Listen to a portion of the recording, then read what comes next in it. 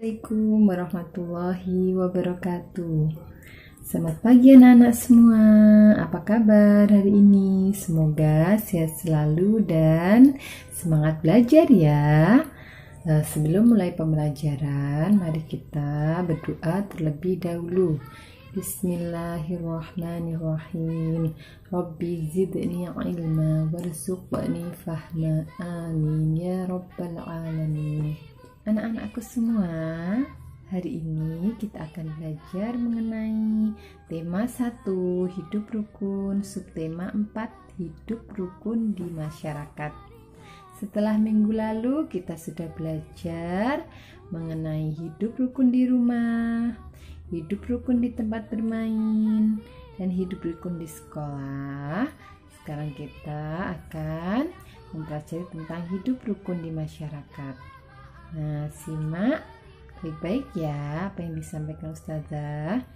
Untuk hidup rukun di masyarakat, yaitu kita saling menghargai antar sesama anggota masyarakat. Kita saling menghormati antar sesama anggota masyarakat, dan kita juga saling tolong-menolong atau saling menyayangi antar sesama anggota masyarakat. Nah, pasti anak-anak di rumah juga baik kan dengan anggota masyarakat di sekitar rumahnya tentunya. Untuk selanjutnya, coba kalian buka worksheet halaman pertama. Di sini diceritakan tentang Ayu yang hidup di lingkungan masyarakat. Dia adalah seorang anak yang sangat rukun dengan masyarakat sekitarnya. Nah, itu terbukti di dalam cerita ini. Ayu ingin membantu tetangganya yang sedang panen jagung di ladang jagung. Nah, coba kalian baca ya sampai habis ceritanya. Hai anak-anak hebat, bertemu lagi bersama Ustazah Dinda. Di sini Ustazah Dinda akan menjelaskan worksheet anak-anak halaman kedua. Sebelum menuju ke latihan halaman kedua, anak-anak simak baik-baik ya penjelasan dari Ustazah. Minggu lalu Ustazah sudah menjelaskan sedikit mengenai kalimat ajakan. Sekarang anak-anak perhatikan ya, Ustazah akan menjelaskan lebih detail lagi apa itu kalimat ajakan. Pertama-tama, untuk memahami apa itu kalimat ajakan, kita simak percakapan berikut ya. Belajar bersama. Ihsan, ayo kita mengerjakan tugas bersama-sama. Oke Din, ayo kita menghampiri teman-teman. Boleh saja Ihsan, semakin banyak teman akan semakin mudah belajarnya. Ihsan dan Dini mengajak teman-teman untuk belajar bersama. Mereka tidak memilih-milih teman. Ihsan dan Dini selalu menjaga kerukunan. Nah, di dalam percakapan yang dilakukan Ihsan dan Dini, ada kata ajakan. Kata ajakan tersebut yaitu ayo. Ihsan, ayo kita mengerjakan tugas bersama-sama. Kemudian yang kedua, ayo Din, kita ajak teman yang lain juga ya. Nah, perlu anak-anak ketahui bahwa kalimat ajakan itu tidak hanya mengandung kata ayo, tetapi juga kata mari. Contohnya, anak-anak, mari kita menyanyikan lagu Indonesia Raya. Yang kedua, kata ayo. Seperti contoh tadi ya. Hasan, ayo bantu ibu membereskan mainanmu. Dan yang ketiga, kata yuk. Kakak, kita main ke taman yuk. Nah, itu tadi penjelasan mengenai apa itu kalimat ajakan. Jadi kesimpulannya, kalimat ajakan adalah kalimat yang berisi ajakan untuk seseorang melakukan suatu kegiatan. Nah, sekarang kita menuju worksheetnya halaman kedua ya. Di halaman kedua ada 2 soal. Yang pertama, kalimat manakah pada cerita di atas yang mengandung ajakan? Anak-anak bisa mencari di bacaan sebelumnya. Ciri-ciri kalimat ajakan seperti yang sudah Ustazah jelaskan tadi ya, yaitu terdiri dari kata ayo, mari, dan yuk. Kemudian di soal nomor 2 itu ada pertanyaan mengenai kalimat penolakan. Apa sih kalimat penolakan itu? Kalimat penolakan adalah kalimat yang diucapkan untuk menolak suatu ajakan seseorang.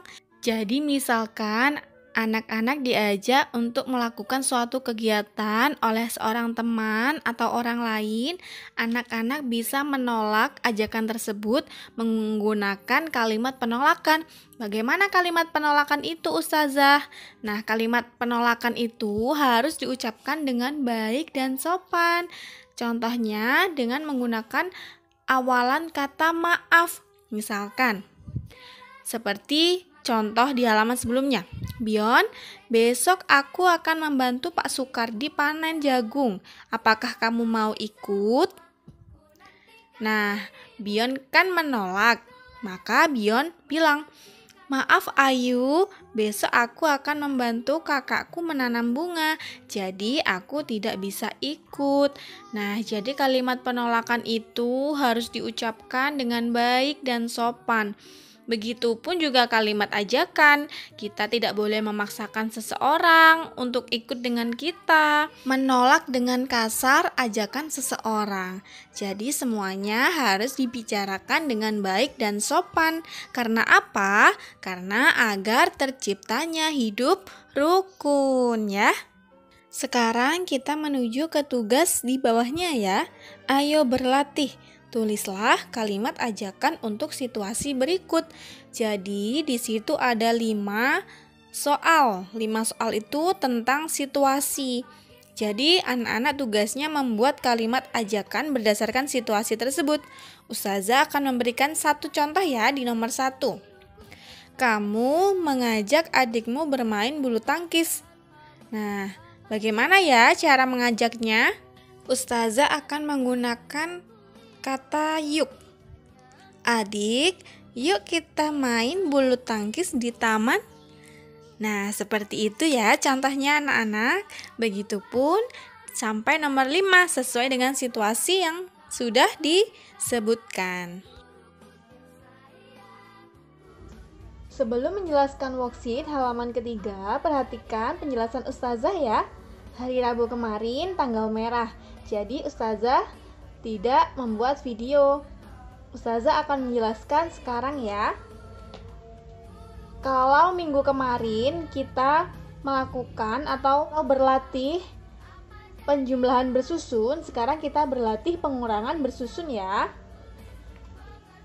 Ustazah beri contoh 3, 5, 8 dikurangi 46. Seperti ini ya. Oke, langsung saja. Satuan letaknya lurus dengan satuan, puluhan letaknya lurus dengan puluhan. Langsung saja kita kurangi ya. Dari yang satuan terlebih dahulu. 8 dikurangi 6. 8 dikurangi 6. Berapa sisanya? 2. Kita taruh 2 di sini ya. Kemudian 5 dikurangi 4, sisa 1. Kita tulis di sini. 3 dikurangi 0 kan? Ini kita anggap 0 ya. 3 dikurangi 0 tetap 3. Jadi 3, 5, 8 dikurangi 46 hasilnya 312. Ya anak-anak. Kemudian Ustazah bagaimana kalau yang atas lebih kecil daripada yang bawah? Oke, yuk Ustazah beri contoh. 290 dikurangi 54. Nah, seperti ini. 0 dikurangi 4 bisa tidak ya? Benar, 0 dikurangi 4 tidak bisa. Jadi bagaimana caranya Ustazah? Caranya 0 harus pinjam di angka 9. Pinjam di depannya. Pinjam 1 saja ya. 0 pinjam 1 di 9. Jadi seperti ini ya. 0 pinjam 1 di 9 menjadi 10. Karena 9 ini puluhan, maka 1 puluhan, 0 satuan dan 1 puluhan ya. Jadi 10 dikurangi 4. 10 dikurangi 4 berapa? 10 dikurangi 4, sisa 6. Ya. Nah, sekarang tadi kan 9-nya sudah dipinjam 1 puluhannya. Jadi tinggal berapa anak-anak? Tinggal 8, pinter. Bagaimana kok bisa 8? Iya, karena 9 dikurangi 1 yang dipinjam oleh 0 tadi ya. Jadi sisa 8. 8 kita tulis di sini ya. Kita anggap 9 ini sudah dikurangi 1, jadi sisanya 8. Jadi 8 dikurangi 5. 8 dikurangi 5, sisa berapa? Sisa 3. 3 kita tulis di sini. Nah, 2 tadi kan tidak dipinjam oleh 9. Jadi 2 langsung turun atau 2 dikurangi 0. 2 dikurangi 0 tetap 2. Jadi 290 dikurangi 54 hasilnya 236. Ustazah beri contoh lagi ya. Misalkan 163 dikurangi 74. Bagaimana ya cara menyelesaikannya? Sama seperti yang ini ya.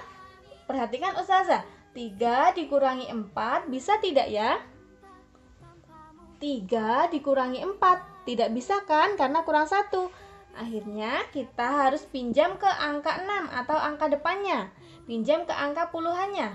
Pinjam 1. Jadinya 13. 13 dikurangi 4. Berapa 13 dikurangi 4? Pintar, 13 dikurangi 4 hasilnya 9. Nah, kita sekarang pindah ke depannya. 6 tadi kan sudah dipinjam 1.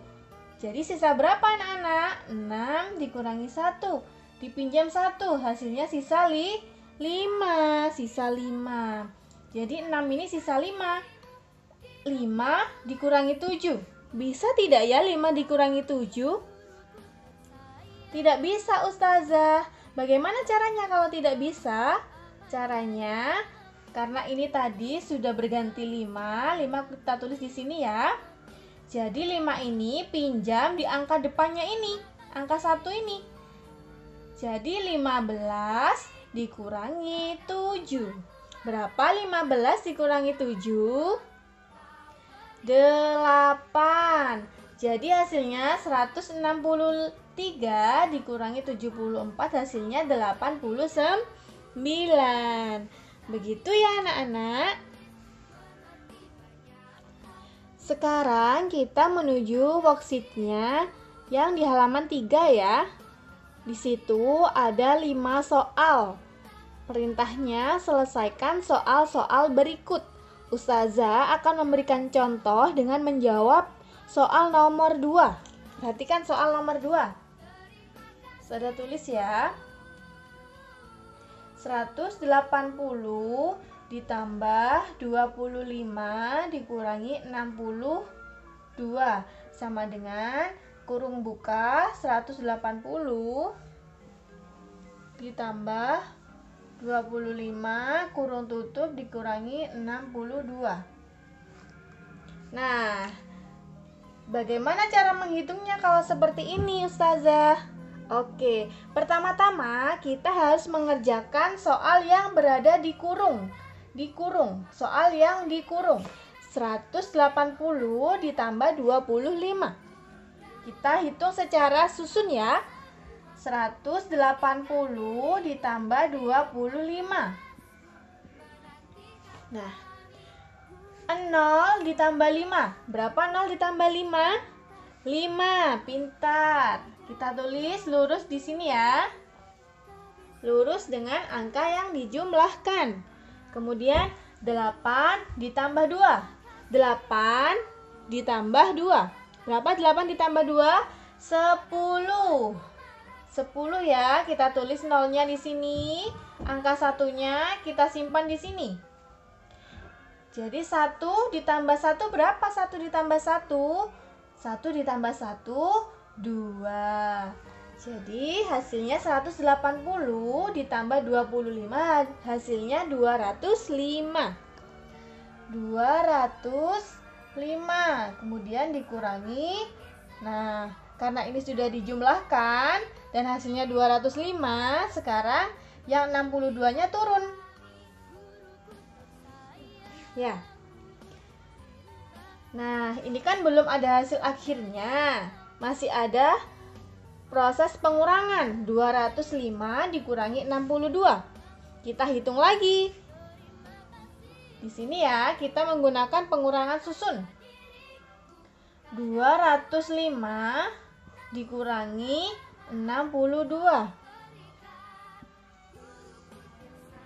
Oke. 5 dikurangi 2 berapa anak-anak? 5 dikurangi 2 sisa 3 ya. Oke, sekarang maju ke depannya. 0 dikurangi 6 bisa tidak ya? 0 dikurangi 6 tidak bisa, maka kita harus pinjam di angka 2. Kita pinjam 1 saja ya. Pinjam 1. Jadi 10 dikurangi 6. 10 dikurangi 6. Sisa berapa? 4. Pintar. 10 dikurangi 6. Sisa 4. Nah, 2 tadi kan sudah dipinjam 1. Sudah dipinjam 1. Jadi sisa berapa? 2 dikurangi 1. Sisa berapa anak-anak? Sisa 1. Kita tulis di sini. Jadi 205 dikurangi 62 hasilnya 143. Kita tulis di sini 143. Seperti itu cara mengerjakannya ya. Selamat belajar anak-anak. Untuk latihan nomor 4 itu harusnya lambangnya negatif ya, atau dikurangi. Jadi anak-anak ganti terlebih dahulu agar tidak bingung. Sampai jumpa di pertemuan berikutnya. Semoga apa yang Ustazah sampaikan bermanfaat untuk anak-anak. Wassalamualaikum warahmatullahi wabarakatuh.